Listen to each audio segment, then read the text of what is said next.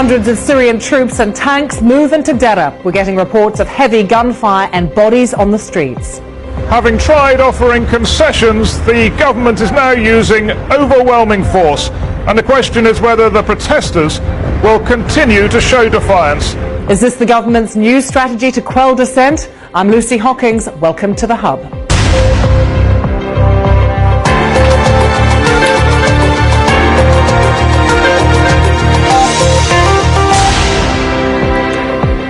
You'll find the news you need to know here at The Hub. The other headlines on this edition. From right under their very noses, how did at least 480 Afghan prisoners escape through this hole without being caught? Police arrest Suresh Kalmadi, the chief organiser of last year's Delhi Commonwealth Games. On the trail of the traffickers, a BBC investigation into how Burmese workers are enslaved at sea in Thailand.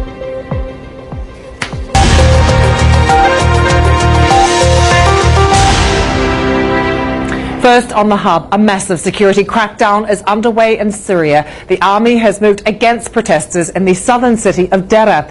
Activists say there's been fighting in the city centre. We're also getting reports of bodies on the streets. Hundreds of troops backed by tanks, like the ones you can see here, are reported to have taken positions in the city. Now, today's action follows weeks of protests across Syria in which over 350 people have been killed. It's important to note the location of Deraa. You can see it here in the south of the country on the border with Jordan.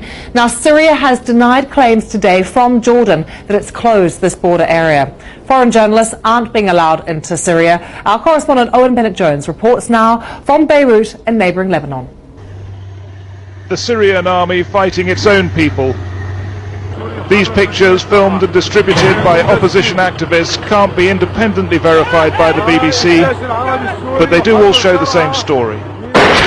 This is Deraa, the man filming says, not Afghanistan or Iraq. The troops were deployed on the outskirts